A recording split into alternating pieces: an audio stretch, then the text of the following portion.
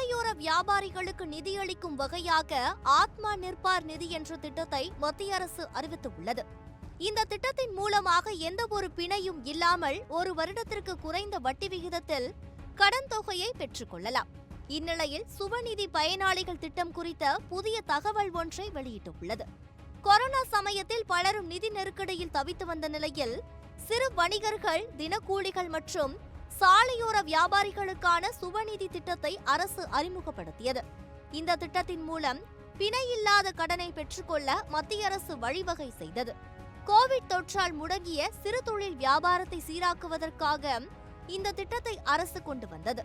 இந்நிலையில் மக்களவையில் திமுக எம்பியான கனிமொழி ஆத்ம நிர்பர் திட்டம் குறித்து கேள்வியை எழுப்பினார்.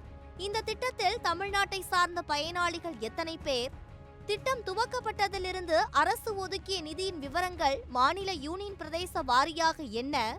இந்த திட்டத்தில் நடைபெறும் மோசடியை தவிர்க்க அரசு மேற்கொண்டுள்ள திட்டம் என்ன என்று கேள்வி எழுப்பினார். இந்த கேள்விக்கு வீட்டு வசதி மற்றும் நகர்ப்புற விவகாரத்துறையின் அமைச்சரான தோகன் சாகு எழுத்துப்பூர்வமாக பதிலளித்தார். அதில் பிரதமர் சுபநிதி ஒன்றிய அரசின் திட்டமாகும். மாநிலங்கள், யூனியன் பிரதேசங்களுக்கு இந்த திட்டத்தின் கீழ் எந்தவித நிதியும் வெளியிடப்படுவதில்லை. நேரடியாக பயனாளிகளின் வங்கிக் கணக்குகளில் கடன் தொகை செலுத்தப்படுகிறது.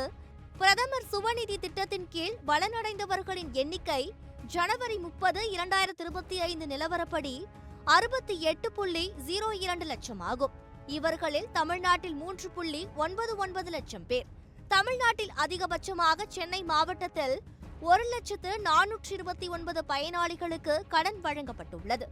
மோசடிகளை தடுப்பதற்கும் அதிகளவிலான விண்ணப்பங்கள் பெறுவதை எளிதாக்கும் விதமாகவும் www.pmsubanidhi.mohua.government.in என்ற அதிகாரப்பூர்வ இணையதளம் உருவாக்கப்பட்டுள்ளது.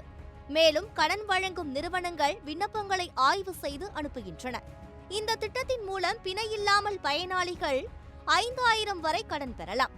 முதல் தவணையாக 10,000 பெற்று அதனை திருப்பி செலுத்திய பிறகு 20,000 வழங்கப்படும்.